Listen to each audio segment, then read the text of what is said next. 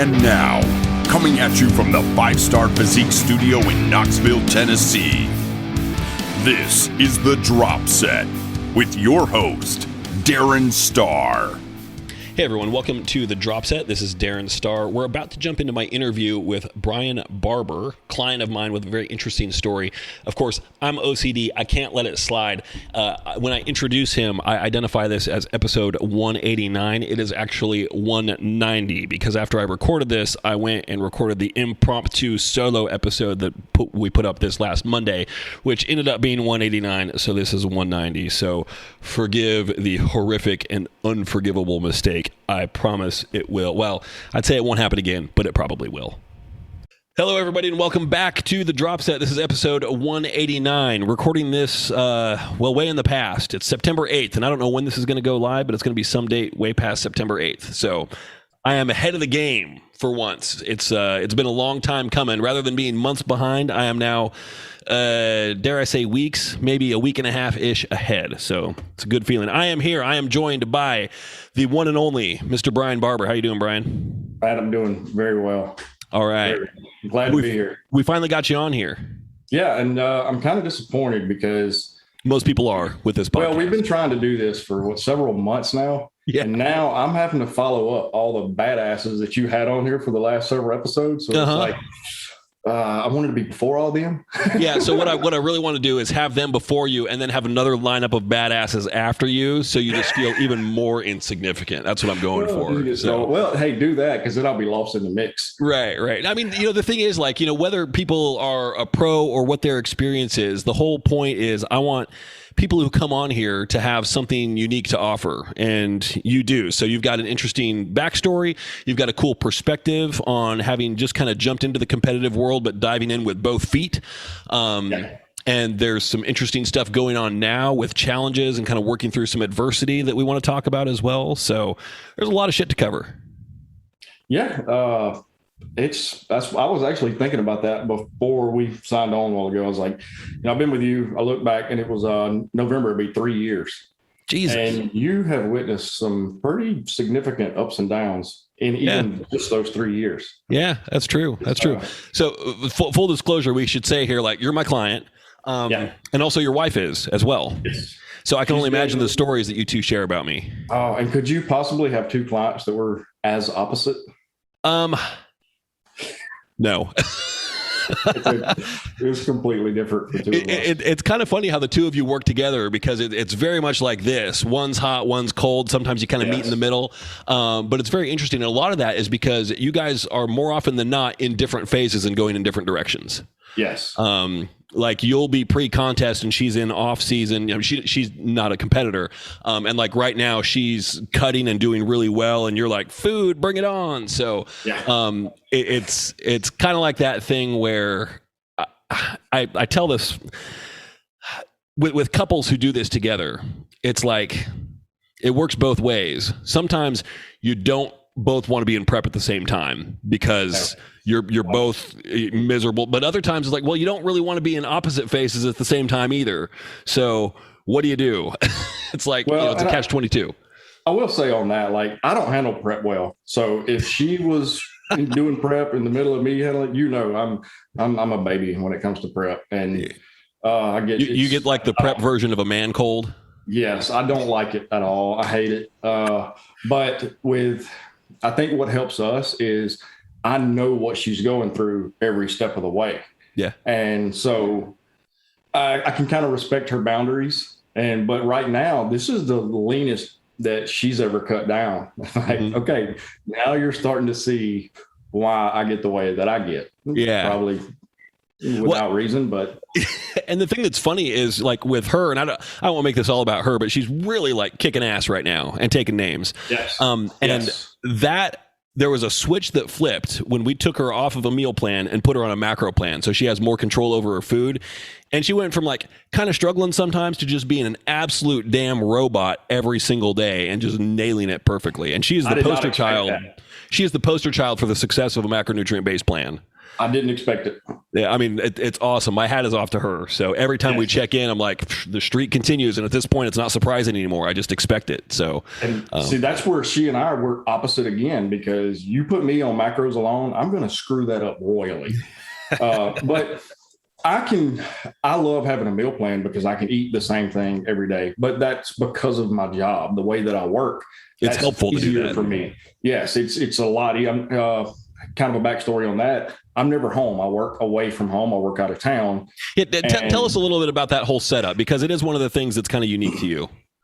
I work in the oil field on a drilling rig, which I'm a third party. I'm not actually a rig hand. I work my way up through the ranks, but I'm a directional driller. We drill crooked holes in the ground to get oil and gas out. And I do not have a work schedule. I may go to work for 3 weeks, come home for 2 days. I may go to work for 4 days, come home for 3 weeks. It's very tricky getting used to that. But the hardest part for the bodybuilding side of it is, as you witnessed here, 2-3 weeks ago, very recently, when I went out to work, there was no gym anywhere close, and I was in full on panic mode. Yeah. And luckily, like you said, once everything calmed down and I just stepped back, I figured out a way to make it work. But my normal routine is I wake up. So when I'm going to work, I do not come home in the evenings. I may be 3 hours from home, which is where I'm working right now, is 3 hours from home. It's just not practical. And then I work 13 hours a day and then drive. So this one's right at 40 minutes to the gym one way, get my workout in, drive 40 minutes back, hit the bed, wake up, do it all over again the next day. And that's my routine. So the advantage there is, since you're not at home, it's like you don't have a whole lot else to do. So a 40-minute drive, it's kind of like your little solitude time. It's like, all right, get away from the nonsense of work, decompress, get ready to lift, get back, and then. Yes, it is an advantage, 100%. I credit a lot of my work lifestyle.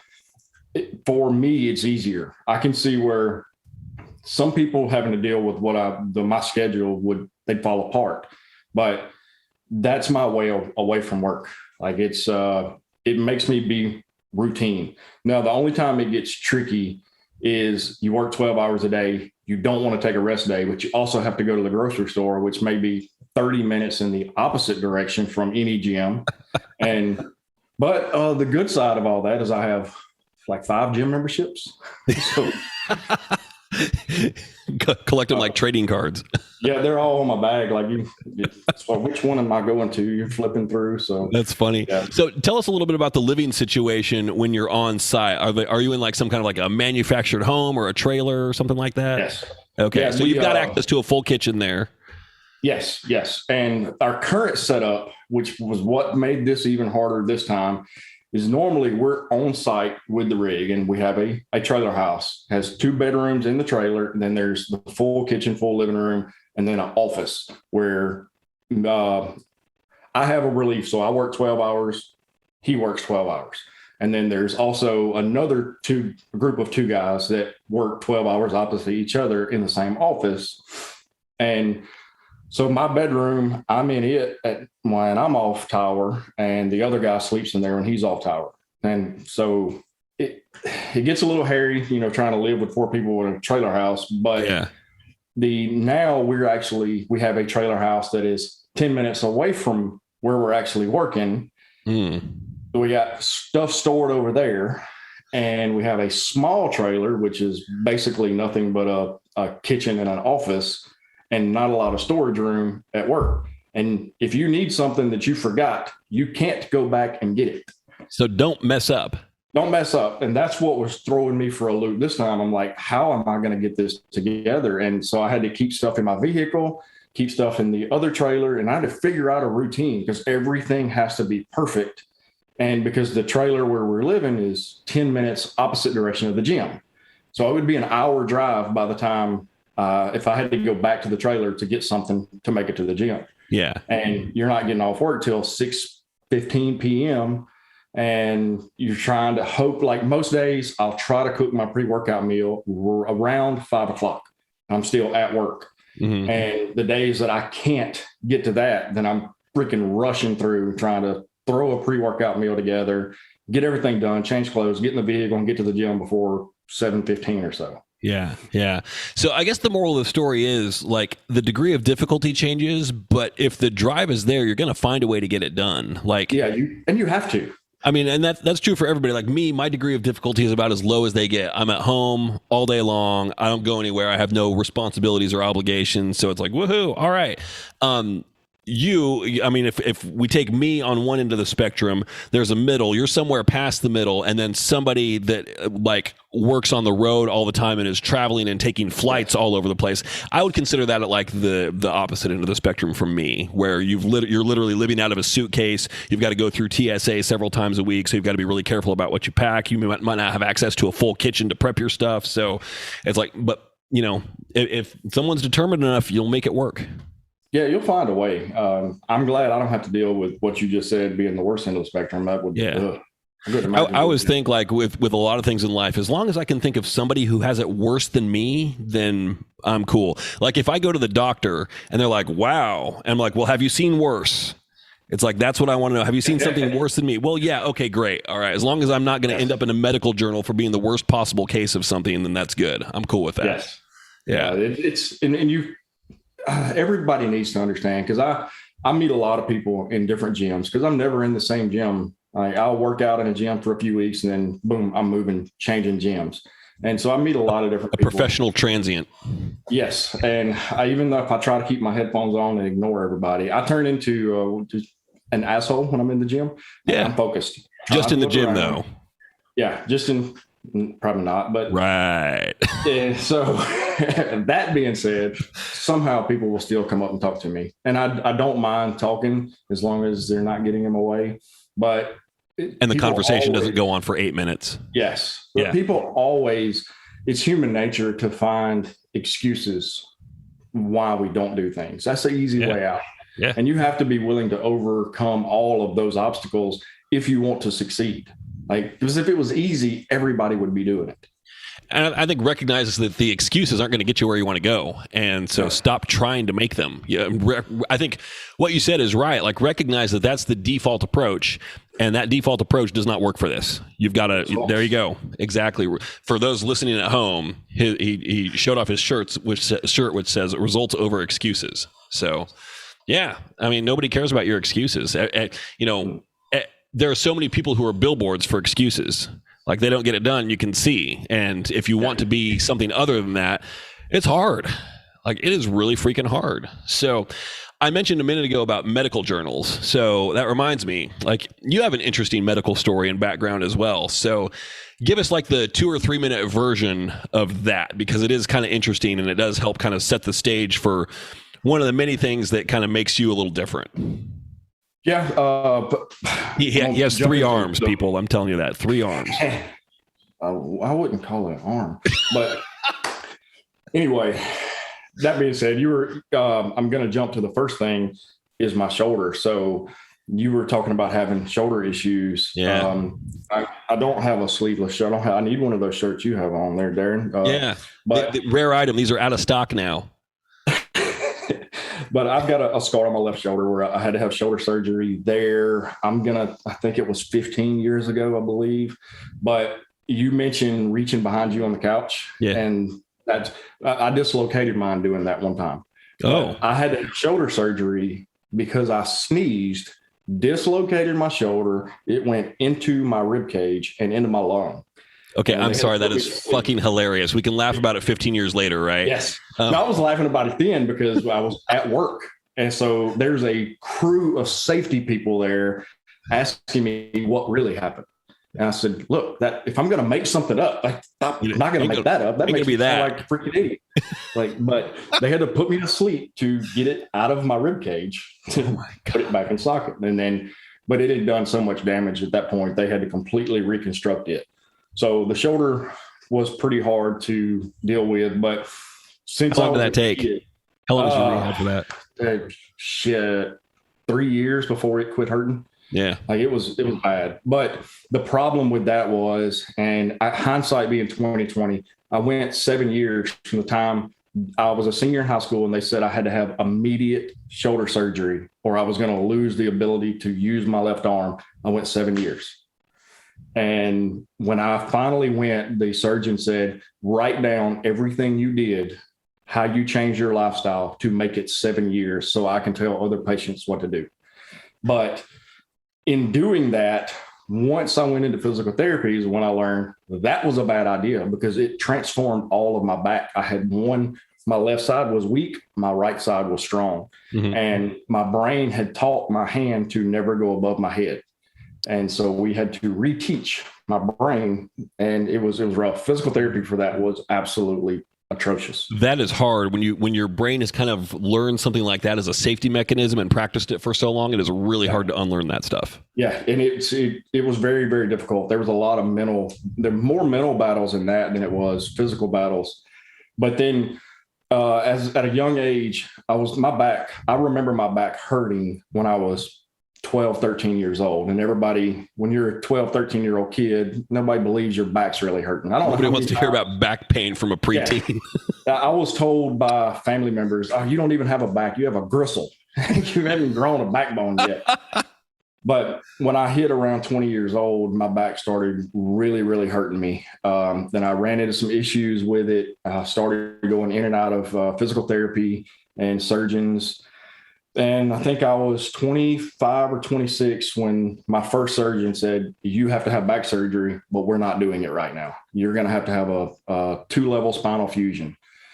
Was it because they felt you were too young at that time? Yes. He said I would be back having another fusion done in less than 10 years if I went then. Interesting. So then interrupting for 1 second here. Since it started so young, was it some kind of like was it a genetic thing? Or yes. Okay.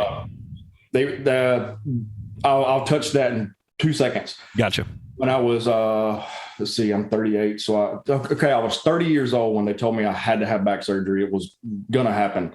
But also we'll put it off for 5 years after the first discussion about it. Okay. The first time I ever went to the emergency room for it was probably 5 years before that. Okay. Back when I was dealing with the shoulder thing, my surgeon told me I was born with too much elasticity in all of my tendons, and I would have to have surgery on multiple parts of my body before I died, I guess. Sounds kind of like the $6 Million Man or something like that. Yeah. Spent a lot of money spent on this body. Yeah. Don't come cheap. Money. Somebody should have got a receipt. Tax write-off. But I went, when it finally got really bad, I went, it had gotten to beyond the point of return. They finally made me go to the doctor. Went to a spine specialist. When he looked at everything, and he's like, you have to have a 3-level spinal fusion. When he was holding my x-ray up, he said, if I did not have your birthday written at the top of this x-ray, I would think I was looking at the spine of a 65-year-old man. He said, this is the worst case of degenerative disc disease that he had ever witnessed in somebody so young. Man. And I was 33 years old. November will be 5 years. But whenever he went in there, he said, look, this is a surgery that is a life-altering experience. He said, you're going to be different for the rest of your life. Did you ask him to clarify that? Because it could be life-altering in a lot of different ways. Yeah. But he did tell me no sweeping, mopping, or vacuuming ever again. I was like, I need that in writing. I need it notarized. Yes. I need witnesses. And contract that shit. Yes. But so he told me I needed a 3-level fusion at that time.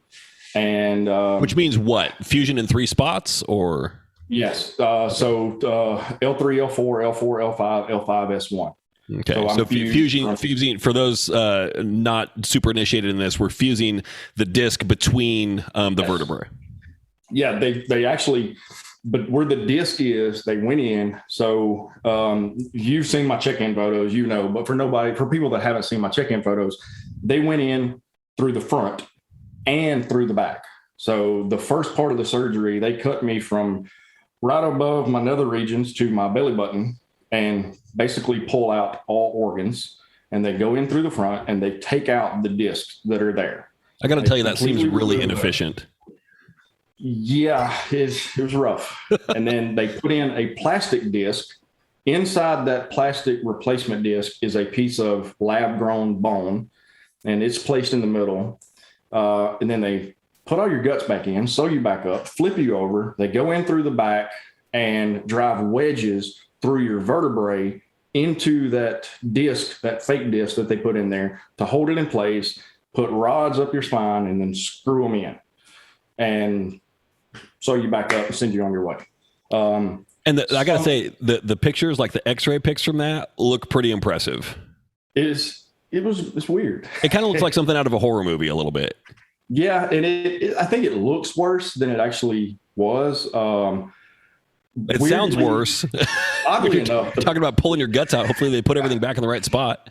The part that hurt the most wasn't where they went in through the back. It was where they went in through the front. That was the hardest thing to recover from. If I read the word sneeze on a piece of paper for 3 months, I broke into tears. Oh, man.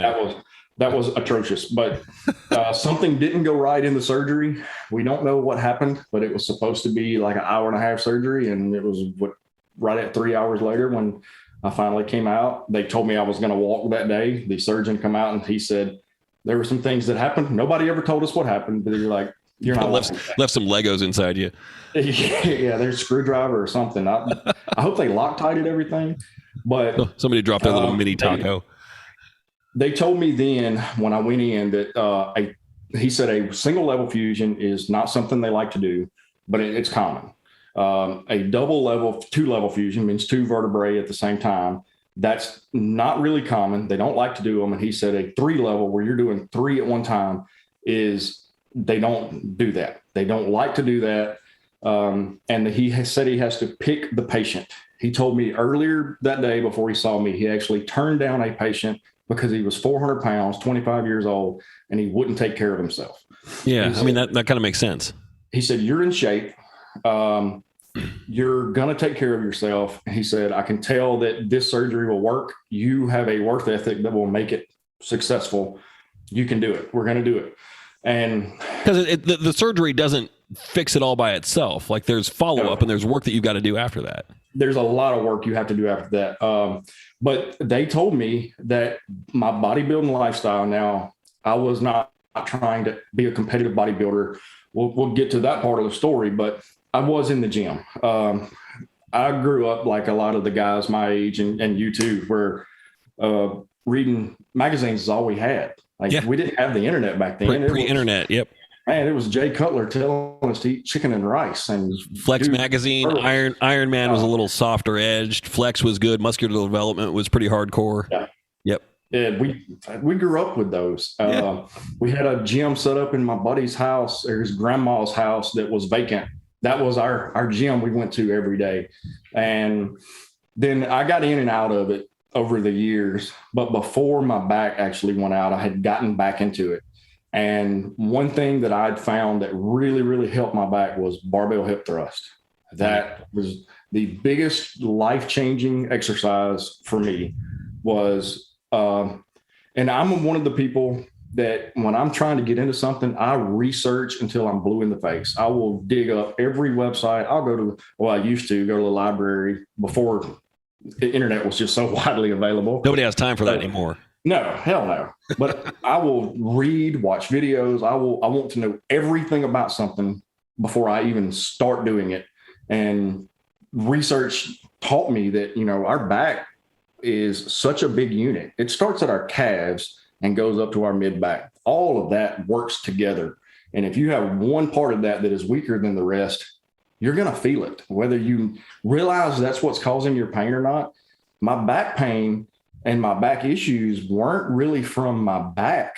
It was because of my quads being stronger than my glutes. Yeah, weak glutes, because most guys don't directly train glutes. So there's going to be an imbalance there. And then we get older, we have jobs where we're sitting on our ass. So they get stretched out. They're weaker still. Our body's not designed to do that. We're not designed to sit. Mm-mm. And riding in a vehicle is one of the worst things for your back. And all of that had weakened all of my posterior chain. So I started building my posterior chain up before my surgery. And when I went in, they said that the bodybuilding style training gained me 5 years of back life out of my spine. And they said, whatever you're doing, do not ever stop. If you ever stop, you're going to start hurting. And I said, okay. And they told me it would take 2 years to do a full-on fusion for all the muscle, all of the spine to become one solid piece of bone. That's the the overall goal is they want it to be one solid unit. So from like here to my butt is one solid piece of spine that does not hinge. All of my lower back hinge has to come from my hips. Yeah. And then I start hinging with the fourth vertebrae up. So it's tricky. I definitely had to adjust my training style. But he told me as soon as I got out of surgery, start walking. And just a lot of funny stories go in with that. And it was a lot of wake up calls, but I put in the work. I tried to get back into the gym 6 months after surgery, and my body said, no, not yet. That's not happening. Not right now. And then I waited 3 more months, and I started doing a lot of band work, a lot of real light load, and just trying to build my muscles back up. And I guess it was right at a year and a half into it, I was starting to get everything pretty strong. I was back into the gym. I hadn't got under a squat bar yet. I hadn't tried to do any deadlifting. My surgeon actually, 12 months from the date of the surgery, I went in for my checkup, and he walks in and he said, I don't know how you did it, and I don't know what you did, but you are completely fused in 12 months, and we've never once seen that happen. He said, whatever you're doing, don't stop. Like, this doesn't happen. And I said, well, I'm trying to get back as active as I can. I said, I have to work for a living. And well, I think a big part of it was probably what you did beforehand to kind of set yourself up for it. Yeah. And that's what I enjoyed doing. And I asked him then, I said, do I have any limitations? And he said, don't squat or deadlift ever again. And I said, look, doc, you're going to have to tell me why. And he said, well, if I was there to watch your form, I would give you the go ahead. But I said, so form is the only reason? He's like, yeah. I said, then I don't need you to watch me. I'm going to go to a doctor to critique my deadlift form? I don't remember the last time I've seen a doctor deadlift well. No. And I was like, no, I don't need you there. I'm the one judging everybody else's form. I got this. Yeah. But, we're good, buddy. Thanks. No, it took a while. And then right at 2 years after my surgery, that's when I contacted you the first time. And that's where things really, really started to make big changes, because I think you approached it knowing that I had limitations. We couldn't just go balls to the wall with everything. Now, what I will say, we didn't really have limitations like we can't do this, we can't do this. Right. It was like, well, we've got to be smart about everything that we do, which I think is always a good approach, even for somebody that doesn't have an injury history. Yeah, 100%. And when you do have an injury, that does not mean you have to give up. You can roll over and quit right there if you so choose to. But if you'll listen to your body, it's going to tell you what you're doing right and what you're doing wrong. And that is a learning process in and of itself. There were several times that I've gone in there and did not trust what my body was telling me and wound up hurting. Nothing life-threatening and nothing that put me back in the hospital or emergency room, but it's been things that have set me back for, a week, sometimes 2 weeks. But I learned how to trust my instinct and trust what my body was telling me to do or avoid. And then I had to adjust a lot of my training. I can't train the same way that some other people train. But honestly, I can't sit here and tell you that the back injury and shoulder injury has held me back any. I don't think so. I mean, maybe functionally, maybe not being able to train the way that you want to in some ways, but as far as like results and outcome, no. I mean, I don't feel that we've left stuff on the table because of that. The only thing I can say is standing on stage, I don't have spinal erectors, but that's just because they have nothing to do. Those muscles, not much you can do about that. No, they're not. They have no function anymore. So, and I wonder if you can get implants for those. I'd rather spend the money on calves or chest. Yeah, I don't think there's a big market for spinal erector implants these days. No, if you go move to LA, you can probably find someone who specializes in it. Yeah, I'm not wasting money on that one. But it's different. Like I said, I don't think it's held us back any. We've worked around it really, really well, and it took a while to get my strength up. But the first, I'm going to say, really year you helped me focus on getting my back strong. That was my main goal, is to get my back strong. Once I got my back strong, then I haven't had any pain. There was zero back pain. I've had some back pain since then, and it was nothing to do with the fusion. Interesting. Different area altogether. So, but my back became one of my strongest attributes. Yeah. But, back and legs. Yeah. And then, so after the first year, we got my back strong, and then we focused on quads. And what I tell people as well is, you haven't really changed my training style. You've thrown the split, but it doesn't, like, the rep range doesn't change. There's not been any major changes that you've thrown my way. It doesn't need to. In my head. Yeah, you don't have to get cute with it. And I think that's where a lot of people they have a problem, because they think they need some kind of trick or something like that. And I'll open up the Batman's utility belt every now and then and throw something out there. But the problem that I think a lot of people have with their training is they rely on that stuff. So, like, they can't get a good workout unless they've got drop sets and supersets and bullshit all over the place. It's like, you got to focus on the basics and use those as a little afterburner kick in the pants every now and then. But I was telling somebody in a check-in earlier this week, I'm like, honestly, I don't think I've done a drop set. I mean, God forbid, it's the namesake of this podcast.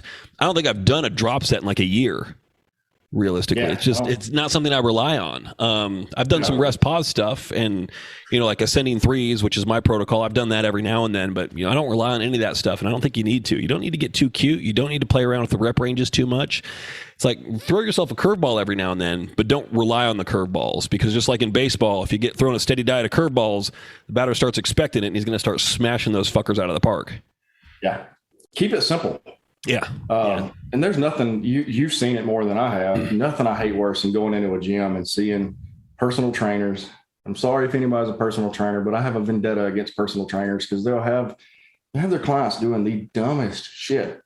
Like standing on a BOSU ball, doing overhead shoulder press with dumbbells. Like, doing anything while standing on a BOSU ball.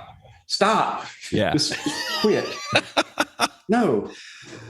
And you're right, though. People try to overcomplicate it because they think it has to be complicated. Like, it's and everybody, especially this generation, the younger people coming up, everything's about instant success. Yeah. And they think that it's going to happen overnight. And by God, it doesn't. When it comes to bodybuilding, if you've been in it long enough, I'm not talking to you here, but you look back at every year and see how much things have changed. Mm-hmm. But the people on the outside looking in, they see the end result. They don't see the work that you put in to get there.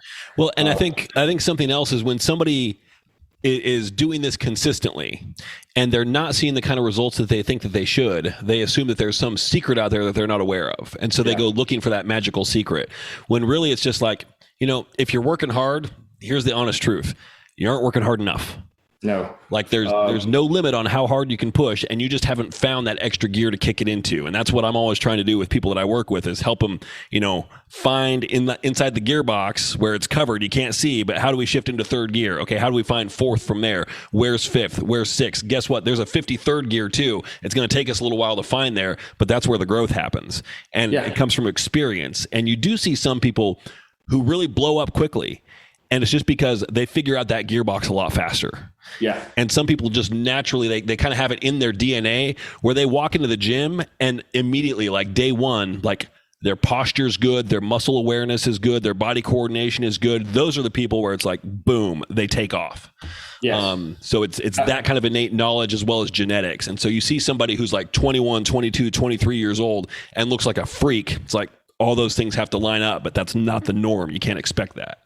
Yeah. And I've thought about that on myself a lot. Like, I've never thought I had, good bodybuilding genetics. Never, if you'd have told me that 10 years ago, I'm like, no, I don't. I'm a skinny little kid. I'm still a skinny little guy. Now, most of the genetics are right up here. Yes. But the greatest hype man in the world, and you mentioned her on the last podcast that aired, she drove that into my freaking skull. And I was like, no, the genetics are there. And that push is like, you know what, maybe it is. Maybe I have some kind of ability, with genetics. So let's go. And the combination of you sending me her way and it's created a pretty good team. And I think it has really helped me a lot. But the part that I think a lot of people don't understand is what true intensity is. Mm-hmm. I think people are a very poor judge of intensity, not training hard enough. If you want to push those boundaries and you want to grow, you have to, like, when you think you're done, you're not done. And it burns a little bit. Yeah. Well, turn that shit off and keep going. Great. You're about ready to start once it burns a little bit. Yeah. And now start counting your reps. So here's a question that I have for you. This is not from anybody else, and it's just a follow-up based on this. So I'm going to put you on the spot here. If you had somebody who, let's say they're not a beginner, but they're kind of like early intermediate stage lifting, like they know a bit, but you can also tell watching them, just like random person, you can tell they're not quite dialed in on the level where you want them to be. What is one thing that you would tell them that would help them ratchet up their intensity? I have an answer. I want to hear yours. Videotape it. I like that. Record your workout, because you're going to realize, I think, when you see yourself, because you look different in the mirror than you do on camera. And I film myself a lot more than I share because I don't like the way my stuff looks on video. Ditto. But you can see yourself from a different perspective and see how hard you're actually pushing. But one thing that I will tell anybody is to try to learn what true RPE is. Like, if you're going radiant of perceived exertion for those playing at home, is if you're shooting, I don't ever try to train to a full 10 RPE. And I will say, like, the way that you write my splits, I can't sit here and say that it's the same for everybody, because I don't know. You don't write the splits for me the same way that you used to write the splits for me. Right. And I don't think you have to go into the detail. It's like, here, do this workout at this point. But I try not to. The rep range doesn't really make a difference to me. It's okay. Yeah, we're going to go for 10 reps or we're going to go for 12 reps. But when I get to that 10th rep, don't ever think that I could do 15. Like, I could get 11, but I'm going to stop at 10. And that 9th one, when it gets to 9 and 10, they're a bitch. But that's where it counts. Is if you could do 12 reps and you were going for 8, if you sent a client a split and it says do 8 reps of this and they could have gotten 12, you're not training hard enough. You're leaving a lot in the tank. That's where your growth is going to come in.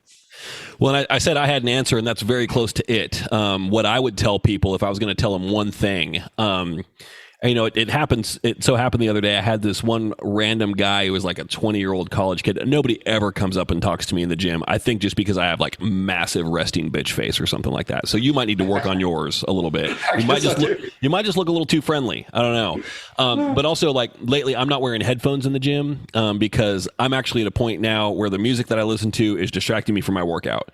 So I listen to the shitty music they have playing in the gym, and it's like, okay, fine. I've heard this Bruce Springsteen song 500 times. I don't care about this. I can kind of tune it out and just do my own thing. So this guy comes up to me. I don't have headphones on. Apparently he thought I looked approachable. I don't know. And he was like, hey, what's a good exercise for chest? And immediately, like, as soon as he asked that question, I could see it in his eyes. Like, he started backing away, like he was ready for me to stop talking. Like, he just felt very uncomfortable coming up and talking to me in the first place. I don't know why. I just think he was socially a little awkward or something like that. So I just told him a little bit, and he's like, okay. And I kept talking at him a little bit, and I gave him like a second tip and a third tip, and he's like, okay. He's backing away. He's like, okay. I'm like, all right, I'm going to let you go now. But if somebody came up to me and is like, hey, how can I bump up my intensity? What I would say is stop obsessing over your rep count.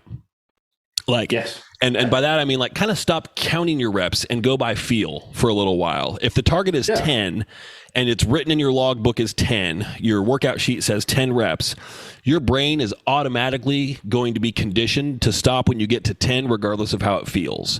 So I would say, for a while, I don't think this is a good approach, but as you're trying to learn this, assume every set is to failure.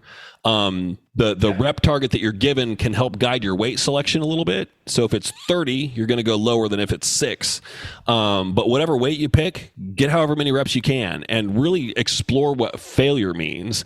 And if the target's 10 and you're getting 18, guess what? You're stronger than you think. You're underestimating yourself, and you've got to recalibrate your scale a little bit. Yeah. And track your workouts. Yeah, you got to log it. Got to log it. I don't know how anybody does it without tracking their workouts. Well, it's a lot easier.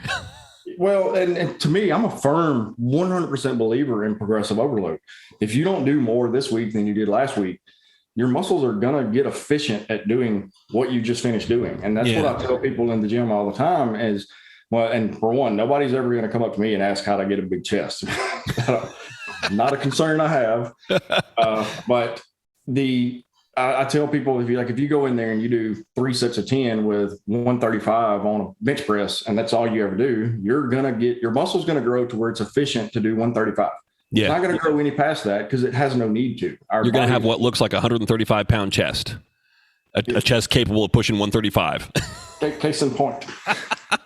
Well, that's the other thing. Like whenever I'm reviewing somebody's logs and their squat or their bench is 135, I'm like, no, that is lazy. I really doubt that's your max. That's just a convenient weight to put on the bar. Don't stop there. Give me a fucking break. No. I'll never send my bench press in on my tracker. You're not seeing my weight. I don't care how long you're my coach. I'm not showing this weight of you. Hey, that's fair. That's fair. I have a follow-up question for you on the back. Two of them. These are pretty easy ones. Are there any exercises right now for you that are just off limits that you don't do? No. Okay. No. Cool. I like that. I will do pretty much every exercise because I think all of them have a pretty good benefit. The ones that I try to steer clear of, or I'll run them really, really light, is good mornings. My back cannot stand good mornings. Yeah. But everything else, my back doesn't like deadlift. But the thing is, I can run deadlift light and it doesn't really bother me. I feel I have a benefit of understanding mind muscle connection better than some people do. I'm not going to say better than everybody, but better than a lot of people do. That's one of the things that comes easy to me is feeling what the muscle is doing and focusing all of my thought process into whatever muscle I'm working. Which is going to mean that you have an easier time generating fatigue with less weight. Yes. And so like doing RDLs, those I have a really tough time connecting there. And I think my back may have some of the limitations on that. Sure. But I still will do pretty much every exercise. Now, there are some that the exercise is limited, such we were discussing like close, narrow leg press. I can't go super deep with those because my hip, all of my hinge is in my hip. And once I go in not as deep as most people, it starts pulling my back away from the seat. Yeah. And anytime my back is trying to lift up from the seat, that's where I'll stop because the spinal fusion or not, you don't want that. No, you don't. But my hip will start hinging or I'll start getting anterior pelvic rotation earlier than some other people would because it's all one unit. So instead of hinging here, it's all trying to hinge here. Yeah. And I know that I have to be careful because above my fusion is one good disc, then 2 more bad discs that they don't want to blow out because then I will have a 6-level fusion. Yeah. So you got to be still a little careful with it. Yeah, I have to be careful with that. And squats used to bother me, but I worked my way up and practiced. And even if you didn't have squats in my rotation, I would still figure out a way to throw some light squats in there. As you should. Just to get it done. And then I got to where I could go pretty far down without getting butt wink. And I think everybody knows what butt wink is. Well, your butt doesn't wink anymore, does it? No. I can go all the way down. I can go ass to grass now. You can wink if you wanted to. No, it doesn't do no more butt wink. That's one way to fix it. Everybody says like, how should I fix this? Well, you could get a 3-level spinal fusion. That's one way to do it. Well, it would. After the fusion, I would get a little bit of anterior pelvic rotation fairly deep into my squats, but it's just where it hinges. Mine just has to hinge it further up my back. Further up, not further down. Not in the sacral region, but up like so. Yeah. It's just your lumbar, like your lower thoracic ones aren't involved in this. No. It's just the lower lumbar, and it's fused to my sacrum. Okay. So my ass is welded to my spine. Then I have issues in my thoracic and I have issues in my cervical spine, but they're not anything that's causing issue. And as long as I keep my back strong, they will not create issue. The cervical spine issue, is that related to the same overriding issue of just degenerative disc? Yeah, it is. They show up on MRI. They don't all show up on X-ray as being bad. But I used to have a lot of neck issues. I have, and early on, I could probably look back in some of our check-ins. There's two vertebrae in my neck that would seize together, like they would lock up. And if you study the spine very much, it's a very intricate design, and it will lock every muscle around something up to protect itself. And the brain doesn't realize, hey, we don't need to lock all these muscles up, but it'll lock them all up. And it doesn't care what position your spine is in when it locks them up. Then you got to wait for it to realize. I've seen that happen also with my dad, because he had a type of arthritis where the discs in his spine would just start to fuse together on their own.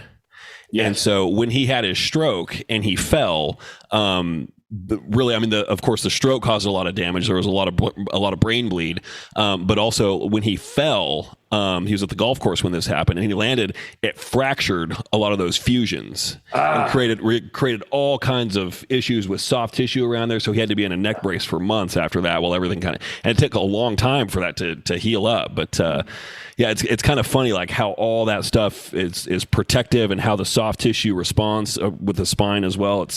I don't know, it's way above my pay grade for sure. Yeah, mine too. And I learned a lot out of necessity. Not that I wanted to learn it, but it was like you learn it or you live with it. So it's definitely changed how I approach everything. I have to train, and you've said this before, train smarter, not harder. Yeah, always. I think it's both. You have to train smarter and harder. Yeah, you want to train smarter first to enable you to train harder without hurting yourself. Well, and I think you've talked about this before, because you were mentioning. I talk about a lot of shit, man. And you and I have gone back and forth over a bunch of shit over the years, but you were talking about clients that aren't brand new, that are kind of, what do you say, moderate lifters. Yeah. They know enough to get themselves in trouble. Or early intermediate, I'd say. Yeah. I love getting a new split. My wife, who is also your client, hates getting a new split. A whole bunch of new shit for her to learn, right? Yeah, it's like, we don't know where everything is. It's in the same place it was last time. But part of it is, I think she probably sees herself as being newer and less experienced than she really is. Yeah, and it's 100%. And it's all, she does not like change. And that's where she and I are completely different. I love change. I hate things staying the same. I like everything to change. That's just I like living in a chaotic lifestyle, I guess. But well, you're in the right job for it, I think. Yeah. And hopefully that changes soon. It doesn't look like it's going to. But when I get a new split, that gives me a week to almost deload. And exactly. Yeah. My first week of a split, I don't pay attention. Like you mentioned, you step your training down. Don't worry about the reps and don't worry about the weight. When you've done it long enough, you could send me a split that I've never seen before with random workouts, and I already pretty much know what weight I'm going to start. Because if you started, set number one is, let's just say barbell curl, and that's the first exercise in this split, but next time you give me a split, it's the last exercise. I better not be able to do the same weight with each of those. But man, if you can, guess what? You've just learned something really important about yourself. Like, oh man, pushing hard enough. I was half-assing it last time. Okay, yes. Note to self. And so the way that I do my workouts is my first week of a split is figuring out what weight I want to use. And I may run it a little bit lighter, but like you said, if you have on there 3 sets of 10, there may be a set that's got 15 reps. Mm-hmm. Or if I grab it and I realize 3 reps into it, I'm not going to be able to stop at 10. I'll drop it, take a 30-second rest break, grab heavier weight. Yeah. And I'm figuring out, but I will focus. I'll use that as a deload, really focus on the pump, focus on the muscle contraction, the eccentric, concentric motions, But by the time I make it to my 4th or 5th week, I'm going pretty heavy on stuff. Yeah. Now, my final week, my form, where it's possible, I don't want anybody to think it's ever good for form to fall off. If you're doing a barbell back squat, your form better not ever fall off, because that's where you're going to get injured. There are some movements that are binary. Your form is either acceptable or it's not. But if you're doing something like, a lateral raise, you know what? It's like, if it gets a little sloppy, it's probably good.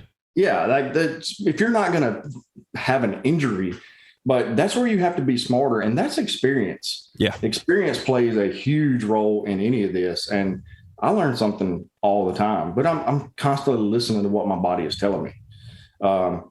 And I think people are scared to push harder. They're scared to push the limit sometimes and find that limit. For sure. I look at it as, you want to be tiptoeing up to that line, but you don't want to cross that line. Yeah. What I often tell people is I need you to train with a level of intensity where the idea of injuring yourself is not a distant, remote possibility, but you know how to keep yourself on the right side of that line. Yeah. It's like, you need to train hard enough where it's like almost reckless, but it's a controlled recklessness. Yes. And you're still in connection with what your body's doing. And that is something where it's like, you've got to take your time over a few years to really learn how to tiptoe up close to that line if you want to do it right. Oh, 100%. And people want to go into it 6 months into the gym. Perfect example. How many times have you seen this?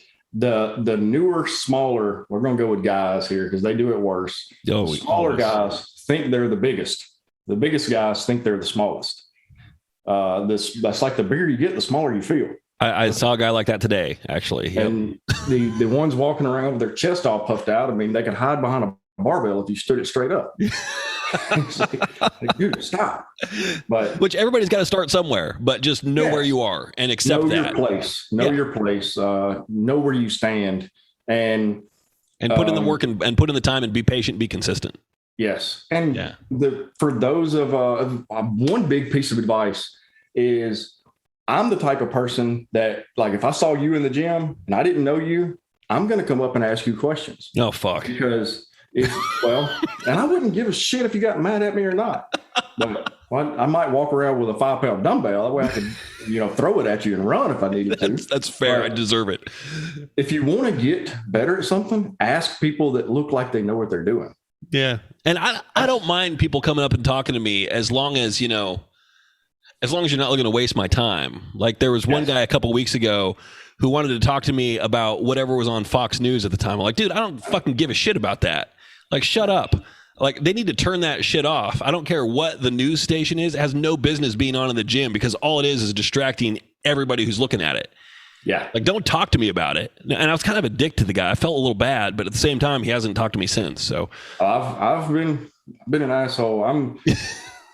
It gets pretty rough, like during prep, really bad. And the gyms that I work out in constantly, like, those people know that when I'm going in, like, they can see me and know, okay, he's in prep mode. He looks leaner than he did 2 weeks ago. I'm going to stay away from him. Yeah, but I'm the type of person that if you're lollygagging around and I'm sorry, I'm judgmental. I name people in the gym.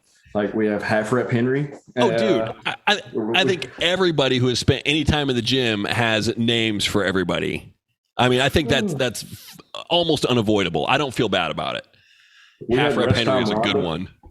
Yeah, Rest Time Rhonda was really getting on my nerves the other day. She was taking like 20-minute rest times. It's like, and I make it obvious that I'm waiting on you. Well, you got leg press Louie also, who sits on the leg press for 45 minutes. Yeah, more. Our leg press gets held up by Half Rep Henry, and half reps on the leg press. That's great. It's so bad. Or calf raise Corey. He sits on the leg press for 30 minutes and just does calf raises. That's also Half Rep Henry at our gym. Oh, man. They're really fast. There's Half Rep Henry wears many hats. He uses many pieces of equipment. And the other day, about 2 weeks ago, I'm going to go on a rant on this guy because thank God it wasn't prep time, but he knew I was training legs, and he's one of those, he's an older gentleman. He's not a nice guy, but he uses every piece of equipment. Like, every day is circuit training day. Oh, and I'm training legs. It is obvious today is my leg day. Everybody else in the gym knows, get out of my way on leg day. He sees me walking to the leg extension and goes to it and sits on it. I set my stuff down and turned around, and he had come from some chest machine over to the leg extension machine with me standing there. And I turned around and looked, and I said, I'm not going to say what I said, but I just stood there and looked at him. And then he got up and looked at me and he just made this face. He's like, you can have it. I said, you're finished. Like, no. Check out, buddy. No. And if you're one of those people and you're listening to this and you're guilty of taking too much rest time, do not get mad when somebody takes your equipment from you. But I also got to say, if you're guilty of that and you're listening to this, you know what? We will grant amnesty if you change your ways right now. Yes. We will not give you endless streams of shit if you can just like make the change right now and take that turn to becoming a better person. I was fixing to say that. Be a better person. Be a better person. Do you have a name for the guy? Again, it's usually a guy. Most of the people who do the dumbest shit in the gyms are always guys. A name for the guy who goes into the crossover, 2 cables ready to go, and uses an exercise where he only needs one side of it, where he could very easily go to the outside of the thing and do his tricep press downs over there instead of occupying the whole middle space. Oh my God. No, we need to come up with a name for that guy. Like, cause I just get really freaking mad. Yeah. Okay. So hold on. I wanted to go back to something that you said early on, and I just hear my wife got home. She's going to come in the door. The dogs are going to freak out here. I'm going to see if she wants to come and say hi. I told her that there might be a possibility that I'd still be recording when she came home. And I said, you should just come on and say hi. And she did this. She did. So I don't think it's going to happen, but Dan's going to be home here too. Early on, you were talking about prep and you said you don't like prep. No. And so the obvious question there that people were probably yelling at their headsets when they were listening to this before is like, ask him why he's a bodybuilder then. So there's my question. If you don't like prep, why are you a competitive bodybuilder? I like what prep does. Okay. It's about the results. The results of prep. I do not like the lack of carbs. She's here and she's trying to sneak up the steps without saying hi. Hold on. I'm going to point the camera at you. You gonna wave? Hi. All right. She's beating a hasty retreat now. Well, and you guys are like family at this point, man. It's after this much time, you know a lot about my family, and like we communicate a pretty good bit. So, well, I don't blame her for beating a hasty retreat. She's been dealing with grade school age kids all day. So, that's fair. As far as why do I bodybuild, if you would have asked me if I wanted to be a professional bodybuilder when I was 18 years old, of course, heck yeah, that was a dream. But I always thought that dream was completely out of my realm. Like I never had a chance at that. And I'm going to tell you an experience for me, and I'm going to give her a lot of props on this. Even so, we did a mock show prep. When I say mock, we actually planned a show. What was that? 2019. Mm-hmm. It was going to be, I think, October 2019. I think here's my suggestion. Everybody listening, if you've never done a competition, do a prep. Don't pretend even like you're doing one. Do a prep. Go through with it. Pick a show date out. Don't pay for the show. Don't buy your card. Don't pay for your hotel, because you've said it a million times, and I'm going to tell everybody why you say this, because how many times have you told people don't expect to win? And how many times did you tell me don't expect to win? Many times. I would say 80% of the times I've ever said that, it was directed at you. Probably so. And I always knew you were talking to me, asshole. But that's fair. But anyway, it was that my first prep, I just fell apart. Like I had a lot of life shit hit me right in the back of the head in the middle of that. You can never anticipate that stuff. You don't know when it's going to happen. Yeah. But my deal with that is I was trying to push through it. And if you're trying to push through that, I promise you're not going to have the end result that you wanted. It's not going to be a good look on you. A stressful body. Show it on stage. You can always identify a stressed out body on stage. Yes. And so we did this show. You helped convince me, hey, let's go ahead and do a show. And I had a friend of mine that wanted me to do it. I'm like, okay, we're going to rock on. We're going to do this show. So I had a show in April and I had a show in May. And I get really sour mood when I don't have carbs. You throw carbs at me, I lose weight. How many times have we seen that? I don't gain weight very easily. You feed me, I lose weight. Yep. And I think I handled this past prep, the first one, fairly well. I had one moment that really got in my head bad. It was lasted about 2 or 3 days. You're going to have Everybody's going to go through that. Yep. And then boom, I was okay. I was ready to roll. The second one, I didn't handle it well, but I think my body was just ready to be done with it. Well, at that point, you're tacking on an extra 4 or 5 weeks after what's already been a full prep. So it wasn't a pretty sight. Yeah. And it showed on stage. At that point, you're looking at like 20 weeks of prep, and that's a long time, especially when it's been, a pretty aggressive 21 weeks. And I know now, like, I'm looking forward to our next show because I learned a lot about myself.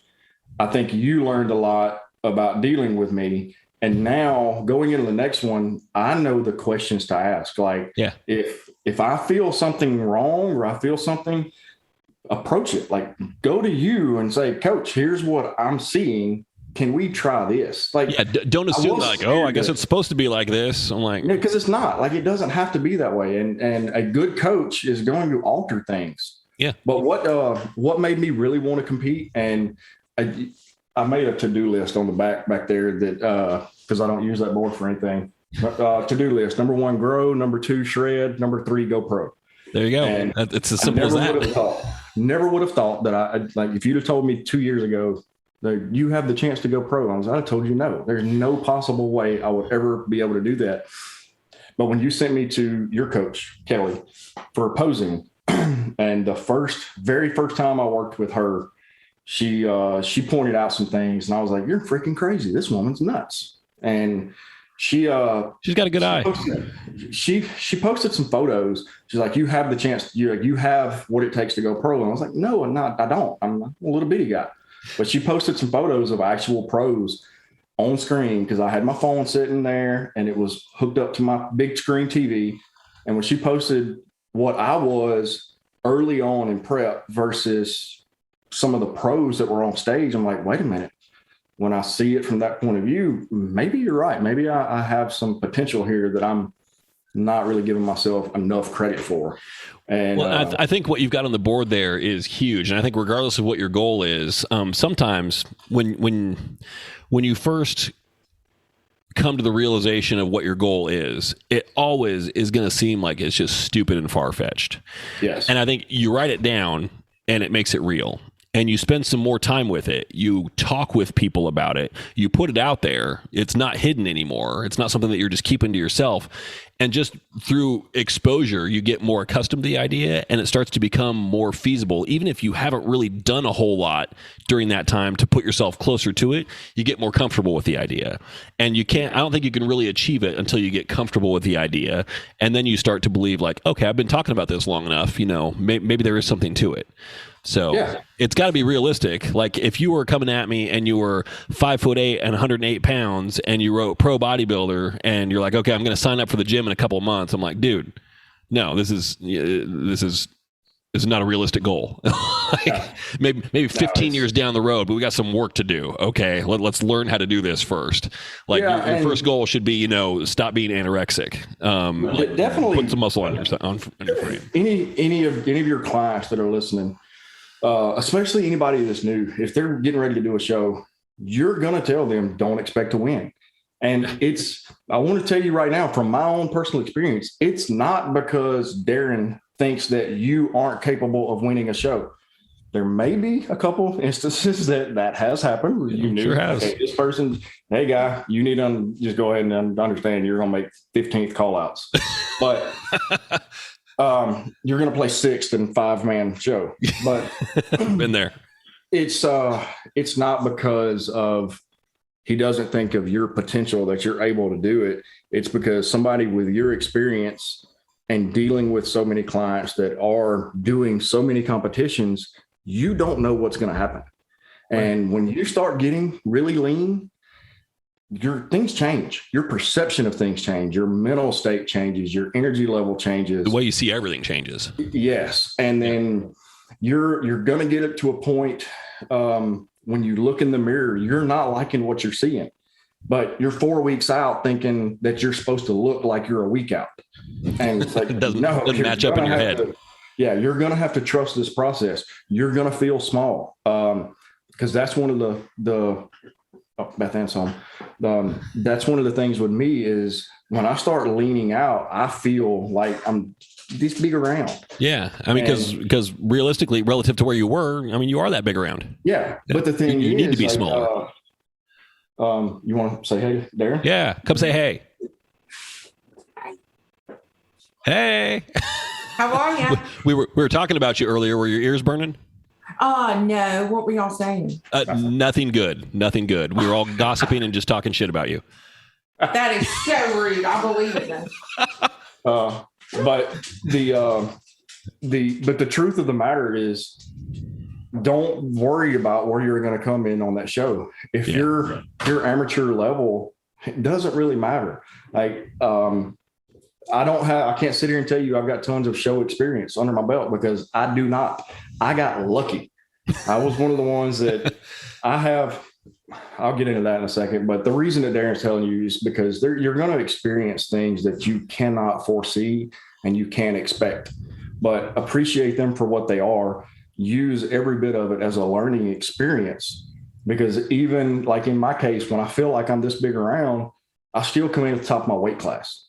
And that's something that I can look at now and say, hey, I can be pretty proud of that. That's where you need to be. That's where I need to be. And if I ever want, I'm not going to say want to, because I'm going pro, whether you tell me I am or not, it's going to freaking happen.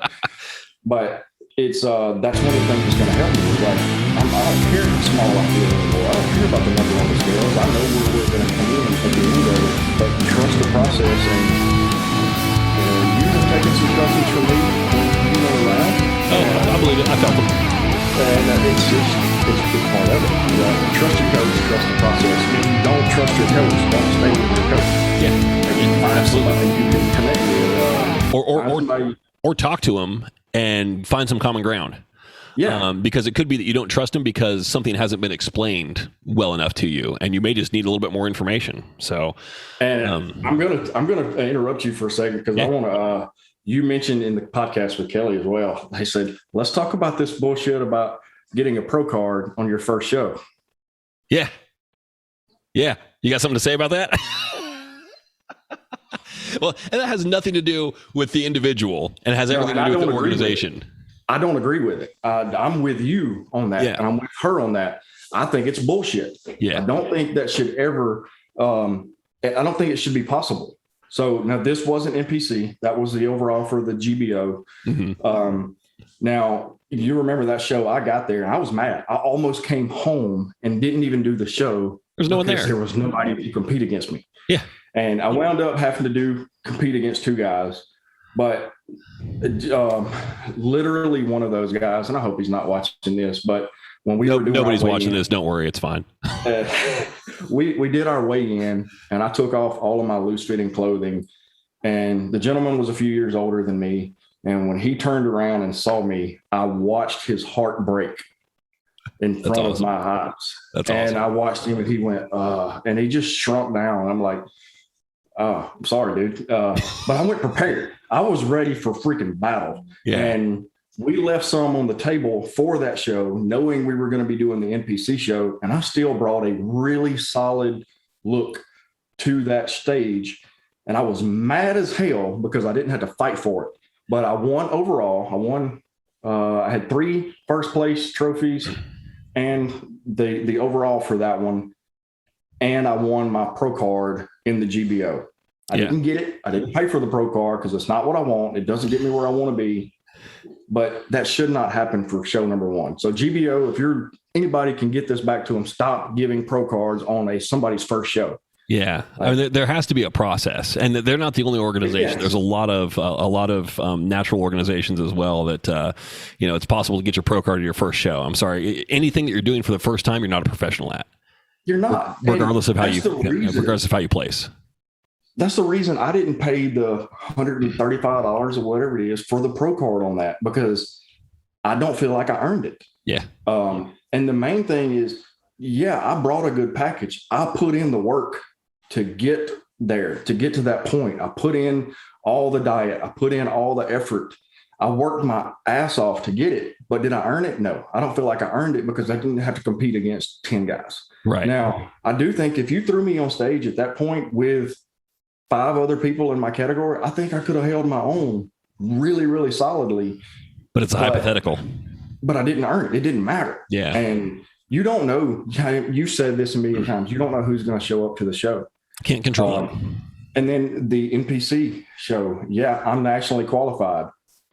Got lucky on that too. And also being nationally qualified in post COVID doesn't mean anything, because top 5 gets nationally qualified. So if you show up and there's 4 people in your class, the guy who finishes last is still nationally qualified.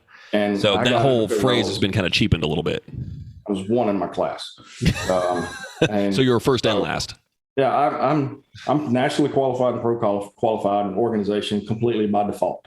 Now, that's where it gets tricky, is it throws the question in my mind. I had to battle the mental side of it is, am I ready to go to a national show? Well, of course, right now, I know I'm not, but do I have potential? How am I going to stand on a national show? And that's why you and I are putting together a plan for a national level show early on in the year, March or April, knowing I'm not going to win that show. Test the waters.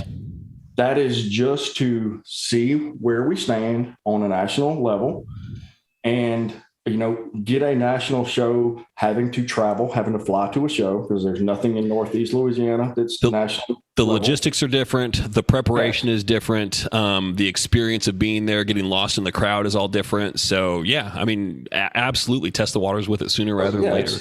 It's a learning experience. We know. Now, if I get lucky again, my luck's going to run out. And that's the thing about it. But I'm not going to half-ass it. I'm going to put in the work that it's going to take me to get there. I'm going to go to that show trying to win it. And I'm going to give it everything I've got. But am I going to be disappointed if I don't win it? No, I'm actually back in my mind expecting not to. Mm-hmm. That's why we're planning on doing another show next year. Yep. I don't foresee me getting my pro card next year at all. I'm going to be a realist on this, not a pessimist or an optimist. I don't see it happening, but I'll turn 39 next year. And then the year after that, 2023, I'll be in Masters. Yeah, buddy.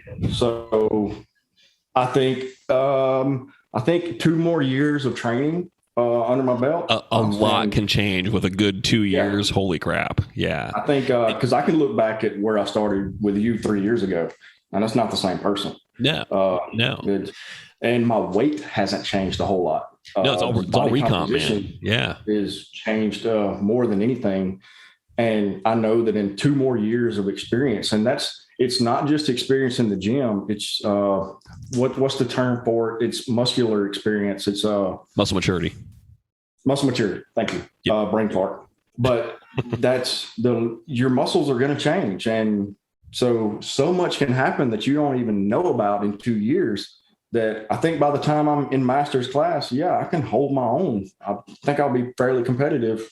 If I don't tear something up between now and then. I agree. Yeah, be careful. You'll be encouraged to know, probably not surprised, but it might give you a little satisfaction that as I approach my show in 9 weeks and change, I am going in with 0 expectations. Like if there's 10 in my class and I make second call out, I'm like, hey, you know what? So be it. So I'm certainly not hoping that that's the case, but I'm going in with absolutely no expectations to do anything or make any kind of noise whatsoever. And I've been getting ready for the show realistically for like 10 years. So, it's been that long since my last show, 9.5. When your last prep was 3 years ago. Yeah, my last time I was in a deficit was 2018 for a photo shoot. So, and there was some family stuff happened, 2 weeks out from your photo shoot that kind of threw you in a mix there. So, so it's been a long time coming. So I think, it would be natural to expect like, no, we're coming into this to win. I'm like, screw that. I'm sure and I've said this before, and, there's plenty of people out there that have been working harder and more consistently than me. And so if I get my ass handed to me, harder. you know it. Yep. And so if I get my ass handed to me, bigger. It's just because, they're better than me, and that's fine. And so I take that as a learning experience and say, cool, I got some improvements to make. So there's no expectations. And then I will argue because I hype myself up like nobody's going to outwork me, but I think you'll agree with me on There's this. some dude in Indonesia that is, I can guarantee it. Nobody knows who he is, but there's always somebody that's bigger, stronger, leaner, more muscular, better genetics. You're battling a lot of things. What I would rather somebody say is be the strongest working bastard in your gym. Yeah. At that time. If you're in there, you need to be the strongest person or the hardest working person in there while you're in there. And I would also say, because sometimes that's a pretty low bar to clear, but be a harder worker than you were last week. Oh, always. I thought that was a given. Not always. Yeah, I overestimate people sometimes. But you said you had some questions? I do. Yeah. Let's hit them quick because this is funny, but this just shows like how the podcast works. So my limiting factor right here is it is past mealtime for me, and I am a hungry hippo. So we're gonna do a lightning round on these. You ready for it? Yeah, let's go. Okay. How do you approach your routine on the stage? Your posing routine? I practiced the hell out of it. Not as much as I probably needed to, but I went over it in my head a million times. And working with a posing coach was by far the best money that I've ever spent.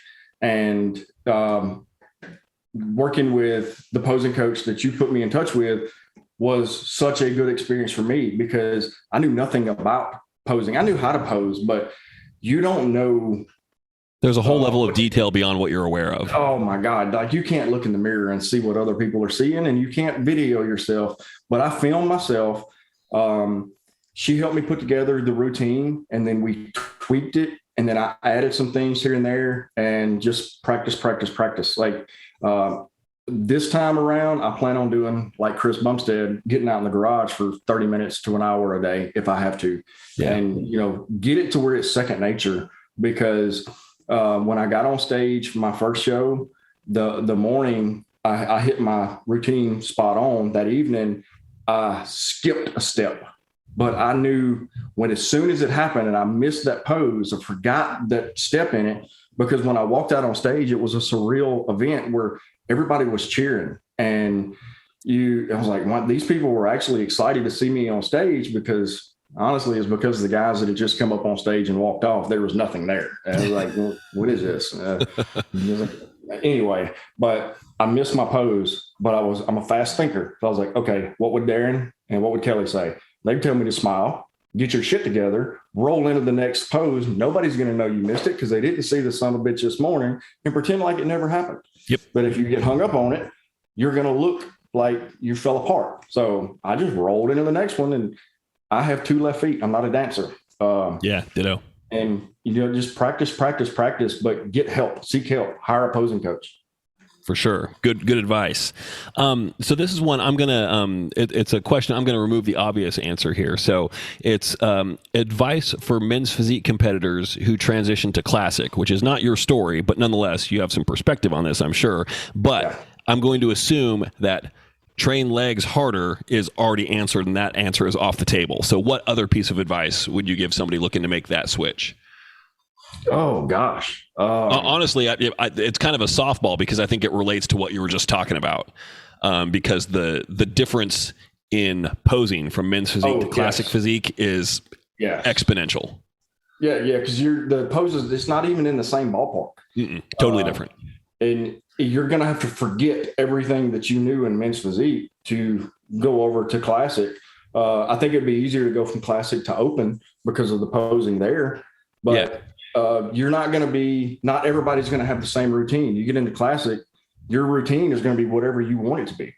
Where men's physique, pretty much all of them, they have them do the same thing. You know, go to your little corner, do whatever. And I mean, there's a very like, you know, it's kind of like there's a library of stock photos that you can dig from and kind of build your routine out of that. It's like everybody has the same pose. Yeah, I can't do it to save my life. And in classic physique, it's like, well, there's all the mandatories, but you have a 90-second routine to put together. It's more time on stage. You can be more free flowing. You can incorporate bodybuilding style poses. You can make up your own. You can move and flow how you see fit. And the thing, what I would say for transitioning from men's physique to classic physique is because of the, like you just said, you don't have a photo album with 5 pictures you're picking through to figure out what pose you're doing for men's physique. You have a plethora. You're open to a large array. And a lot of the poses that guys do today aren't actual classic poses. No, they're like new classics. Yeah, you're seeing more of the original classic being brought into it. Mm-hmm. I have a couple of my poses that I like to mimic what Arnold would do, or some of those guys, which is what classic was supposed to be. I think if you're ever lacking for inspiration on poses, just Google Frank Zane and Franco Colombo. Oh God, yes. I mean, you can't go wrong if you start with those two. No, but you know, find the poses that are going to show off your attributes and hide your weak areas. Mm-hmm. And the ones that you feel you can do most comfortably, because some of them are just awkward as hell and you might not have the necessary flexibility to pull it off. But like we had to learn, it's with me, my strongest tricep is opposite side of my strongest chest pose. What a pain in the ass. Which works in a benefit with me because my strongest bicep is also the same side that you would see from my side chest. Okay, good. And so it works, but then I have one calf that I think due to nerve damage, it just will not grow. It's the same strength as my right calf is just as strong as my left. But it does not look like my left. So when you learn which leg to spike, I don't spike my right leg, I spike my left leg. And you learn those little tricks that's going to help you look better on stage. And you don't get that opportunity to do some of those things when you're in men's physique. Yeah. Yeah. I got one more for you. This is kind of a big one, so I don't know if there's a short answer for this one. So do your best. How do you combat self-doubt? Oh gosh. Surround yourself with people that will help you remove that self-doubt. If this is, you guys mentioned it the other day, I honestly think this is a team sport. Yeah, you're not there with me every day. It's kind of like boxing, really. Like you're out there in the ring by yourself, but there's a team behind you. Because I have self-doubt really bad, and especially going through prep. That's where I start really, really questioning things. And I think everybody that's going to be going through prep is going to have those questions. But you have to understand with the self-doubt is look where you came from. And if you would have had that doubt back then, I'm sure you doubted yourself, but look how you got through that. But the other thing is I've had friends in the past, and like you and I have discussed this, that you don't have many guy friends. I don't have many guy friends. I don't have many friends. I'm a hermit. But ditto. It's if I have figured out that through bodybuilding that, you know, I don't like to post things online. You and I'm going to call you out on this because I know who made you start posting stuff online, because she did the same dadgum thing to me. And it was a surprise. You know who it was. You don't know who it is, actually. It's my marketing consultant. That was good because I had a call with her. I had a call with her a while back to do like a little social media audit, and she looked at this and she's like, dude, I don't even know where to start. Like, let's start with the basics. So she kind of called me out on that. She's like, you just got to put more content out there. Like, put more of yourself out there. So I'm like, all right. Well, put yourself out there. Because if you keep yourself in a bubble, you're going to think that nobody has your back.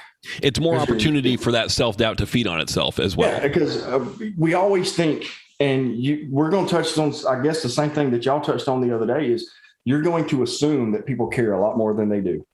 And you're going to assume that people are going to be more negative. they are. And I was always really leery to post anything because, my first prep, two of my best friends gave me, I had a really rough time with them because I posted some of my photos on there and they gave me a hard time just kind of brashing me. But I was in my own head and I erased everything off my Instagram profile. And I was ready to quit bodybuilding because of it. Like I took it hard and personal thinking, yeah, I'm not cut out for this. This is not who I am. I'm just pretending. And when really they're pretending. They're pretending like they have valuable input in what you're doing, and they don't. And hindsight 2020. We worked through that, but surround yourself with people. Put yourself out there. And what made me put myself out there is we had a posing session, and 2 minutes after the posing session, you know how fast Kelly is. Boom, everything was on Instagram, and I'm tagged in it. And I looked at it, and I was like, kind of like that lump in the throat moment there. I said, Kelly just posted the pictures. And she goes, how do you feel about that? I said, you know what? I know why she did it. Because we had just had a discussion, like, put yourself out there. Stop being scared. You can't be scared all your life. Yeah. But what I figured out is when I would post things, I had more likes and comments on those things than I ever have. Like all three of my followers said something good. All three of them. Holy shit. And I can relate. So yeah, it's you surround yourself with people that are going to be positive, because the self-doubt, if you get in your own head, that self-doubt is going to stay there. But understand, and it's not going to do anything productive. It's going to drag you down. No. And you get a group of friends that and trust what people are telling you. How many times have I told you, like, dude, I feel like if this wind blows, I'm going to fall over. And you're like, yeah, you're not nearby as small as you think you are. Yeah. You don't look as bad as you think you do. And sometimes you don't look as good as you think you do. And the thing is, like, if people are coming up and they're giving you positive feedback, it's like they're not doing that because they want something from you. It's like they're doing that because they genuinely think that, and they just want to acknowledge it. And so you've got to, believe that when somebody tells you that. Yeah. But then I guess the real question is, what doubt are we talking about? Your doubt that you can get on stage, your doubt that you can go through with a prep, your doubt that you can, grow more muscle, all of the doubt above, that you can go pro. Yeah. I mean, whatever it is, it could be, it's a MacGuffin. It can, anything could stand in for that. Yeah. Screw self-doubt. Like put in the work. Don't worry about the doubt. I like it, because me, and you tell me I can't do something or it's not going to happen, I will show you, mother. Yeah, you're a stubborn mofo. That is true. Really, really stubborn, and that's sometimes that's a good thing. Sometimes it's a very bad thing. Sometimes it's not. And I've worked with people where being stubborn can actually be their downfall, and sometimes it can be their biggest asset. It's been mine. It's been both of mine. There've been areas where that was definitely holding me back, but there have also been areas that it's like, yeah, I'll show you what I can do. Yeah, we'll make this happen. But you also learn that if you want to make me do something, you tell me I can't do it. I found that. Yeah. And don't think I don't use that as a motivational tactic sometimes. I know you've played that card before. Yep. But you've done it so smoothly. I don't know, is he playing that card or I don't know. Just do it anyway. You never know. Well, dude, this has been awesome. I've got to go eat or I'm going to pass out. So yeah, I do believe this is the longest episode in the history of the drop set. So you walk away with this with a distinction, and the trophy's in the mail. So heck yeah. Yeah. Thank you for having me on, D. Absolutely. We covered a lot of ground here, and I think there's useful stuff in here for people of all stripes. Like it applies to competitors, non-competitors, doesn't matter. So there's good stuff in here. I don't know when this is going live, but when it does, of course, I'm going to spam the hell out of you. So have at it. I'm gonna go eat a cheeseburger. Oh, and then lie on my chicken about it. Yeah, 100% today. That seems about right. That's par for the course. Yeah. All right, dude. Sit tight with me for just a second here. I'm going to say farewell to everybody in podcast land. I don't know. I never know how to sign these things off. I need to develop some kind of signature sign-off line, but instead I'm going to say who am I stealing from if I say good night and good luck? There's some old TV show host that used to say that, but whatever. San Diego. I love it. We'll go with Anchorman. I dig it.